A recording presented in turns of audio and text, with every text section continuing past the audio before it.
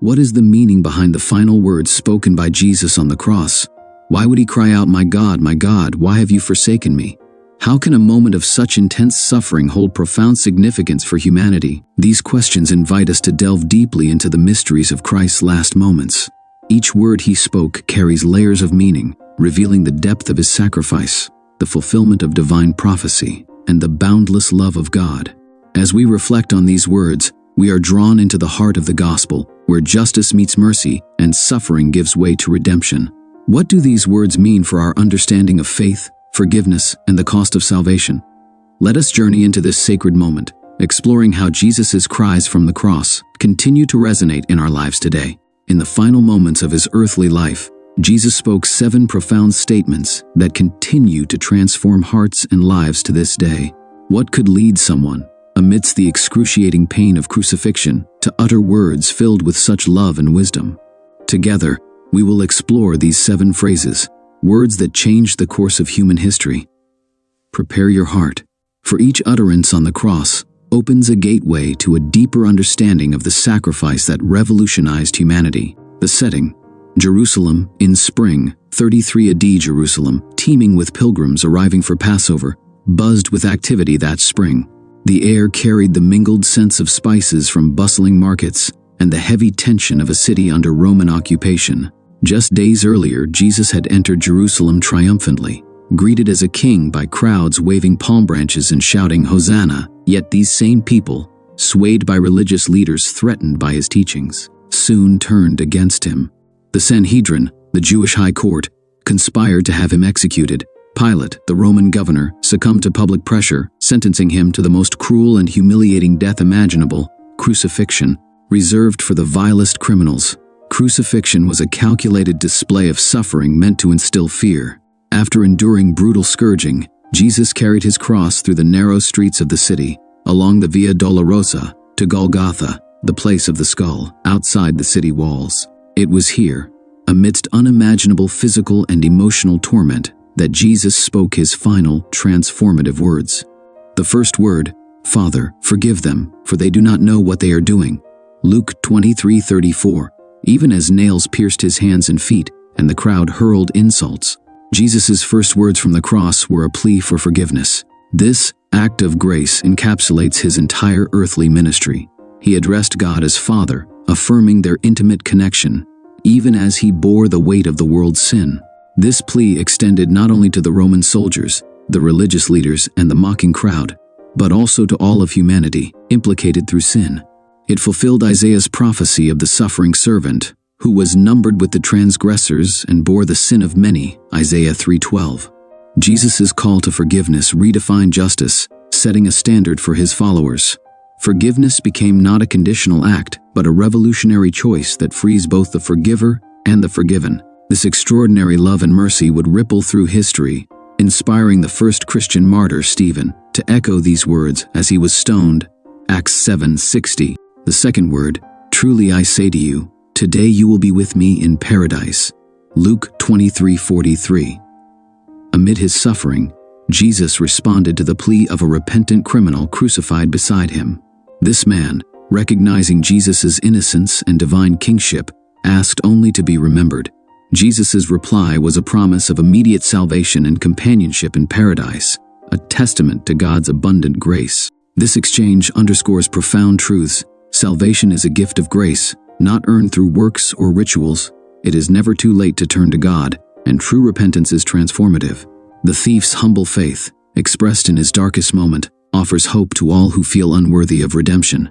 The third word, "Woman, behold your son, behold your mother."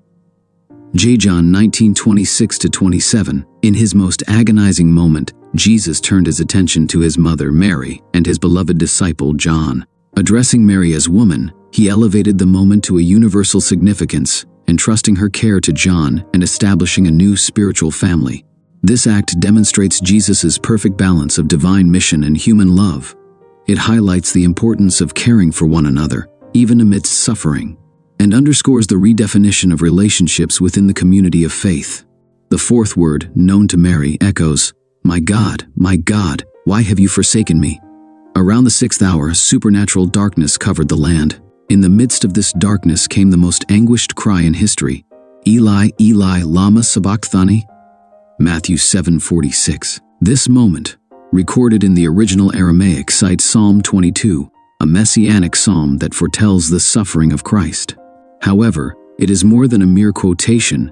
It is the raw and genuine expression of Jesus' anguish as he experiences, for the first time in eternity, separation from the Father. The depth of abandonment Jesus endured is beyond imagination.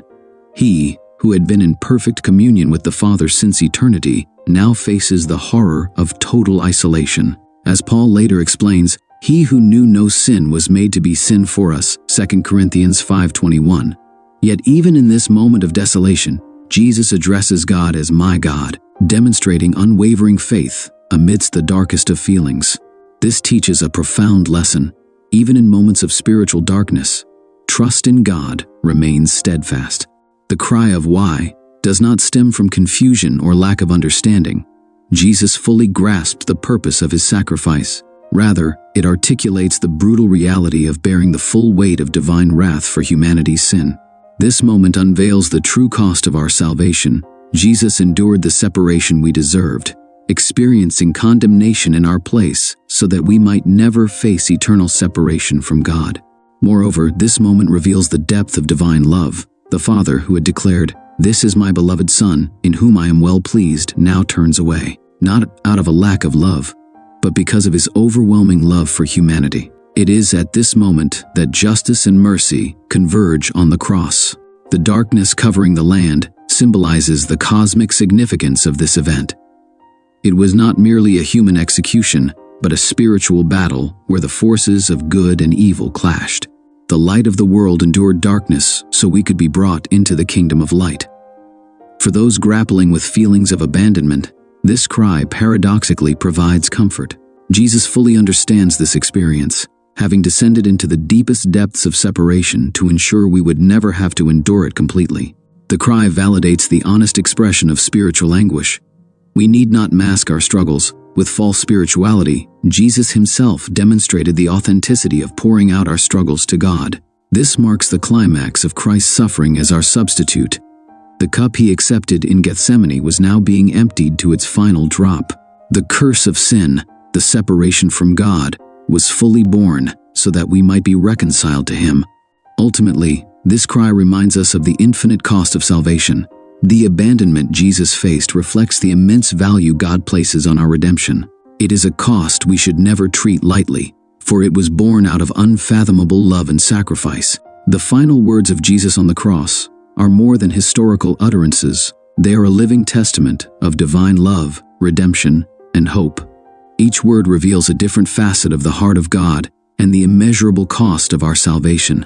From forgiveness to fulfillment, abandonment to trust, these words encompass the depth of Christ's mission and his unwavering love for humanity. As we contemplate these sacred words, may they inspire us to live with the same forgiveness, trust, and love that Jesus demonstrated. May they remind us of the victory already won on our behalf and call us to walk in the light of that victory. In the darkest moment of history, the brightest light of grace and redemption shone. Let us carry the legacy of the cross in our hearts, reflecting its power in our lives and sharing its hope with a world in need.